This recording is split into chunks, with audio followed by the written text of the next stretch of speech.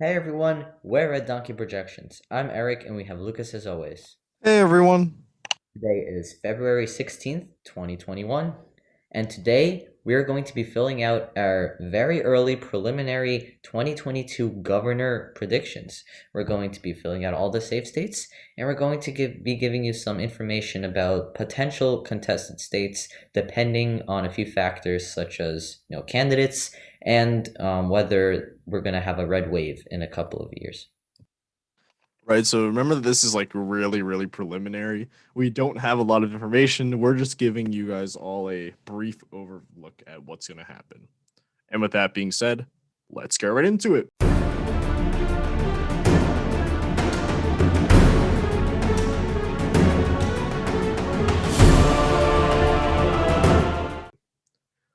So, given the circumstances, we still don't know how President Biden's doing so far. Looking at his approval rating, he's doing pretty well. His COVID vaccinations are going as planned, as his campaign promise was.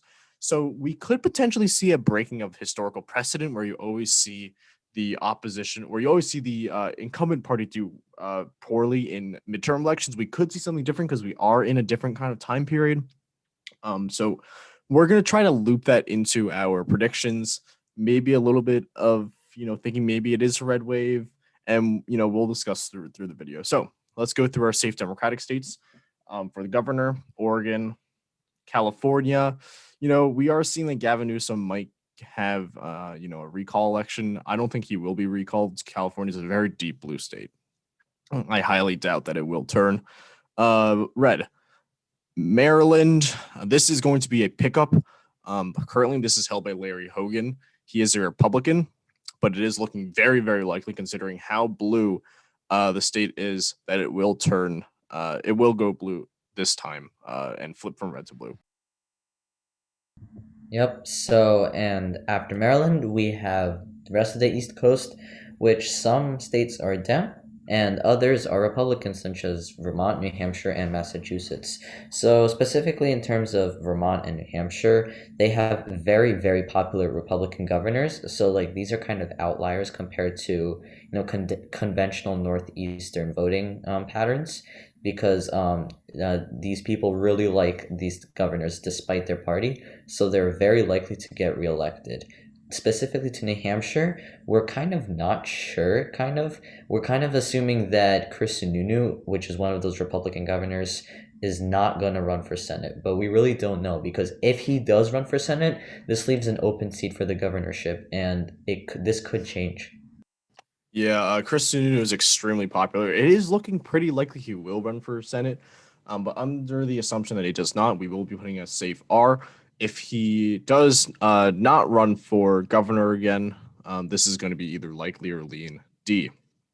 So, yeah, just to give you guys a brief, comparison in 2020, even though Biden won New Hampshire by like 7 points, Kristen won re-election by I want to say around 30 points.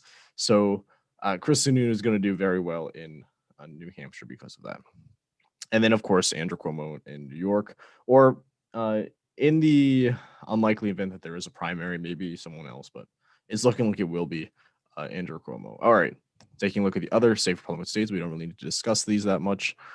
Um, yeah. South Carolina is less Republican than a lot of these other states, but it does look like Henry McMaster will get reelected. Alaska, I can see the argument for maybe it might be likely if we see Mark Begich run again. I don't think he will be running in this election again, so I'll be putting this one as safe. And then we have Hawaii, which is safe Democratic. No explanation really needed for that. All right, heading now to Colorado, New Mexico. Colorado and New Mexico, honestly, they're probably going to go in safe. Possibly New Mexico and likely, but I highly doubt it. Because I believe Michelle Lujan Grisham was a pickup last time, since it was held by a Republican before and it was an open seat. Jared Polis, I don't think there should be any issue. Uh, Joe Biden almost won Colorado in a safe margin as well. He won it by 13.5 points, and that does remind me we should probably go over our margins. Safe means that the candidate will win by over 15 points. Likely means 5 to 15 points. Lean means 1 to 5 points, and tilt means less than 1 point. All right. Another safe Democratic state is Illinois. J.B. Pritzker was first elected here in 2018, but Illinois is very, very blue. All right, that might be it for all these safe states. Let's head now into our likely states. Let's first start off with Maine. Genuinely, the only Republican who can win in the state of Maine is probably Susan Collins, and Maine has moved a lot to the left. It's been pretty Democratic, so it does look like Jeanette Mills will win re-election here pretty easily. Let's head now to Iowa. Actually, yeah, let's start with Iowa and Ohio. Eric, you can kind of talk about these two states here. Yeah, so in Ohio we have Mike DeWine. He's a Republican, and he's pretty popular. And also the fact that both Ohio and Iowa, a lot of people kind of underestimate how much to the right these states are, because in 2016 they both went in blowout margins in the presidential election, and in 2020 same thing. Ohio went in 8 points and Iowa the same. So I don't want to, I want to be as realistic as possible here. And the reality is that both of these states are moving to the right. So their governorship is probably going to follow suit. And in that sense, that, Ohio, Mike DeWine is going to get reelection. And in Iowa, we have Reynolds, and same thing as DeWine. She's probably also going to get elected in a pretty safe margin, just because of the trends that these states are. Yeah, and specifically, it's those rural areas that have been trending, causing the state to trend more and more to the right recently. Like Ohio, Joe Biden lost it by quite a large margin. In 2018, we had what's his name, Corduroy. People thought that he had a chance against Mike DeWine, but they did kind of underestimate that rural support, and he lost by like 4 points. So we're going to be putting these two as likely. We're going to come back to them later, probably during the election season if something changes here. Let's head to Texas. Actually, Texas might be an interesting one. I was thinking likely at first it could end up going lean, because it does look like Beto O'Rourke will be running for the governorship. It's definitely possible, I believe he said. The thing is, Texas really cares a lot about having guns, their Second Amendment rights, and Beto's saying, we're going to take your AR-15s. It could potentially turn off some Republican voters who might have seen him more as a moderate voter from before. But taking everything into account and considering maybe this could be a red wave year, and thinking about exactly what the demographic trends are in Texas are happening, we're seeing suburban areas moving further to the left. Taking into account Beto's name recognition, I think we can put this one as lean. What do you think about that, Eric? Yeah, I also agree. And also, O'Rourke kind of gained significant ground in 2018 and also in the 2020 presidential election. And, well, he didn't necessarily overcome a lot of obstacles, but he definitely got his name out there. And a lot of Texans and other people in the United States also know who he is. He became pretty prominent, but now he's kind of, not seen anywhere in public too much. But if Beto comes back from the dead, he could attract some more voters. But Texas is still, it still has a very Republican foundation, and we thought that, oh, maybe Texas will go blue, maybe. Yeah, no, that didn't happen. His Texas still went in pretty single digits, but pretty high single digits, and maybe in another 2 years it will get a little more to the left, but I don't think it will be enough for Beto to really overcome Greg Abbott, who was a sitting incumbent. But lean likely sounds right. I think best case scenario, put lean for now. And I think Beto came very close to winning the Senate election in 2018, a lot closer than we expected. He came within like 2-3 points when polls were showing him like way no chance of winning the seat. So it'll be very interesting to watch. We'll see how the presidential election might have impacted the Senate race here. Heading now to Florida, I'm thinking likely a lean. It's going to be like around 5-6 points. Texas probably is going to be around 4-ish points. Ron DeSantis, his COVID handling was pretty bad. We made a video about it. We thought it might impact the election at that point, but then we saw in the closing days how Miami-Dade swung more and more to the right. so to the point where Joe Biden had no chance of winning it. And we could see that again with Ron DeSantis as well. If we potentially could see high Cuban turnout in those Miami-Dade regions and seeing those areas swing a lot to the right, it is definitely possible that we could see Ron DeSantis getting reelected by about 5-ish points. But this one's a hard one for me. I really don't know who exactly the good candidates might be. Maybe Stephanie Murphy could run, but even that would be pretty hard to clinch the seat. Now that I think about, maybe we should put Aislinn. I'm going back and forth on Florida here. What do you think, Eric? Well, actually, I was reading a few approval rating statistics and some articles, and they actually said that Ron DeSantis is fairly popular despite his COVID handling, and also, once again, as Lucas explained, despite a lot of effort, Florida is still voted for Trump in a 3-point margin.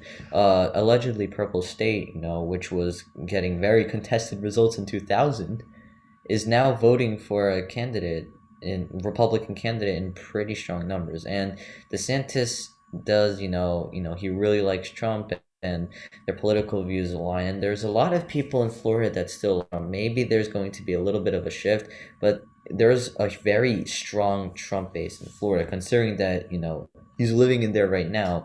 I'm almost certain that Donald Trump will be doing a lot of campaigning for Ron DeSantis. And once again, we don't know if this is going to happen or not, but we might have a red wave year, and that may also put things over the edge. So I'm thinking right about 5 points. All So right, we can on the go with likely. yeah. All right, we're gonna keep revisiting this one because Florida's a weird state. We had it at first, at first it was a swing state, then it's been slowly moving more and more and more into the right. So we're gonna keep an eye on this one. All right, let's head now into our likely Democratic states. First is Minnesota. Tim Walz should have no problem getting reelected. You have the area in Minneapolis that can show very high liberal turnout, or rather Democratic turnout. You do have rural areas of Minnesota, especially, the western part is pretty rural.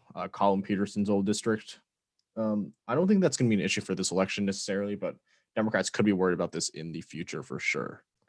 Heading now to the state of Pennsylvania. Pennsylvania is another one that we've went back and forth on. We're going to actually put this one as competitive for now. We're going to discuss it, a little bit later with the other states, but essentially you have Tom Wolf right now, who is going to be not retiring, he's term limited. And Democrats might put up Josh Shapiro as the attorney general. Republicans, it's going to really depend on who they put up as well. It's currently too early to call who might win the Pennsylvania race. If I had to give a winner, I would give it a tilt to the D right now because of the Philadelphia region, Philadelphia suburbs, Allegheny County. Those areas might trend a little bit bluer in this election, and we could see a win for the Democrats there. But still very early here. In Michigan, we're gonna put it as likely. Gretchen Whitmer is up for re-election. She's pretty well known. She won in 2018 by 10 points, I believe. So I think she'll probably hit around 8, 9, 10 points as well this time. Again, very early, but that is what we do have to say for that. All right, and one more state, Nevada. So Nevada, we're going to put it as lean. Again, we don't have that much information. This is currently held by Steve Sisolak. Nevada was a lot closer than I guess a lot expected in 2020. We expected it going around 5-ish points, but it went in just 2 points, which was pretty surprising. But I think what puts Nevada over for the Democrats is going to be those big cities, Reno, Las Vegas, and shout out to God of Politics for a second here because he made a pretty good map showing the Nevada divided into two halves of its population. You have all this red area here, and you have a tiny bit of a little tiny space of Nevada here in Las Vegas that is equal in population to this giant red area. I thought that was fascinating. But Las Vegas and those big cities, Carson City, and Reno, they're pretty Democratic, and I think that will probably put them over, put Sisolak over in Nevada.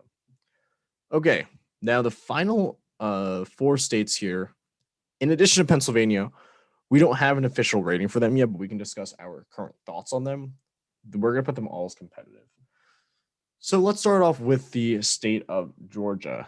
Eric, why don't you discuss this? Yeah, so let's move on to Georgia. So we have Brian Kemp, a Republican incumbent. And, to say the least, Donald Trump and Brian Kemp are not on good terms, based on a few events that happened earlier in the year. I'll let you guys decide about what those are. And it's going to be interesting to see how much of a role Donald Trump plays in campaigning and advocating for others and belittling others. We'll see how that works out. And it's very likely that on the Democratic side, Stacey Abrams will run again for re-election. In 2018, she came extremely close back then when Georgia was still fairly Republican. She came really, really close to beating Brian Kemp. It was only about a 2 point margin, and Brian Kemp won. That's basically like a lead. So that was one sign that Georgia was starting to lose its Republican foundation. So this is going to be really contested because Stacey Abrams has become more prominent recently. She kind of made her name as, someone who's been able to register hundreds of thousands of Democrats to vote in elections and, getting the word out about runoff elections. So she's a very good public speaker, no doubt about that, and she can definitely express the Democratic vote. So it's going to be very interesting to see how the election itself plays out. We're not exactly sure yet how this is going to go. First of all, as I said a lot of times before in this video, we're not sure if it's going to be a red wave year or not, and that could definitely change things up a bit. But for now, that's just the info, and it's going to be really interesting to see how they debate each other and how the election plays out. Yeah, I agree with that. And we could see, a Republican challenger, maybe Doug Collins, Marjorie Taylor Greene, maybe even. Because Brian Kemp, some Republicans might seem as being too establishment, but honestly, if Marjorie Taylor Greene or if Doug Collins wins the GOP nomination, Georgia's like at that point that's like lean R, and if Marjorie Taylor Greene wins, it's probably like likely R because you know they are definitely not going to win over those more moderate Republican voters. So we're going to be putting this one as competitive for now under the assumption um, that Stacey Abrams will be the nominee. All right, heading into another state now is Wisconsin. So we're going to also put this one's competitive, but I do want to give it a slight Democratic tilt advantage. And this one was really hard to figure out. It's almost dead center in the middle right now. The governor right now, his name is Tony Evers. He got elected in 2018 in a very very slim margin against incumbent Governor Scott Walker, who, if you remember, he actually ran for president in 2016. He was initially a front runner, but then he slowly got went down. But um, Tony Evers, he's in a weird position in that Wisconsin is less of a safe Democratic state compared to Michigan and Pennsylvania. Wisconsin was it was the closest of the three states in 2016 or 2018 rather. Tony Evers did very well in the driftless region, and if I wish I had a count map to show you, but that's around this region right about here, which was interesting because Biden actually didn't do that well in the driftless region here, but we could see Tony Evers get reelected. I'm slightly leaning towards that, but I do want to wait and see who the Republican candidates might be. We're going to keep an eye on this one for sure. Kansas, we're also going to be putting as competitive. They actually have a Democratic governor, Laura Kelly, at the moment. She won against Chris Kobach in 2018, who, if you remember, she is a very, very unpopular person. However, at the moment, Laura Kelly is actually quite popular in the state of Kansas. She is a more moderate Democrat, more centrist. So I wouldn't be too surprised if she was reelected. I do want to see who the Republican candidate is going to be first, though. But at the moment, I give it a slight edge to Laura Kelly, considering her popularity. And finally, we have the state of Arizona. Eric, why don't you talk about Arizona? Yeah, so Lucas and I have basically come to the agreement that Arizona is dead center. So for context, right now Arizona has a Republican governor, Doug Ducey, and I believe he is term limited. So this leaves an open seat for anyone to run. And no one has kind of vocalized like very like expressively about running in Arizona, but it's going to be very interesting about what happens. I think Katie Hobbs, who was a pretty prominent figure during the election in Arizona, updating the public about the votes that were happening there, she may actually run for governor. And on the Republican side, we're not really sure what's going to happen because, as we've seen in this election, Arizona has gone completely blue. They have two Democratic senators, and Joe Biden won Arizona. So that leaves the governorship. And partly the reason why Arizona's turning more moderate and even Democrat is because of some moderate Republican voters that just are turned off by some Republican politicians who align themselves with Donald Trump. So if the Arizona GOP puts up some sort of candidate who really likes to align with Donald Trump, that's kind of setting them up for failure as of right now because we saw previously, historical precedent was set that doesn't yield a good result if they put someone up who aligns with Donald Trump in here, Republican voters either may not vote or just vote for the Democrat. So right now Arizona is dead center because of those reasons. So we really don't know. There's a lot of factors to consider here, and it really could go either way. Time will tell. Right. So, just for some context, actually, in the 2020 election, Biden was able to notch 9% of uh, Republicans in Arizona, which is actually quite decent considering how divided our nation is right now. But he basically touted his relationship with John McCain, who Donald Trump has not treated very nicely. And a lot of people in Arizona really like John McCain, and they're starting to be very turned off by Donald Trump, especially in those suburban areas, and he's starting to lose those voters. So I do agree with you here that it's dead center in the middle, especially because the Arizona GOP has not been doing very well here. They've censured Cindy McCain, they've censured Jeff Flake. So we're going to wait and see what happens for sure. But anyway, that is the end of the video for today. Thank you all so much for watching. If you like this episode, please hit the like button. If you like our content, please subscribe. We'll see you in our next episode tomorrow. See ya.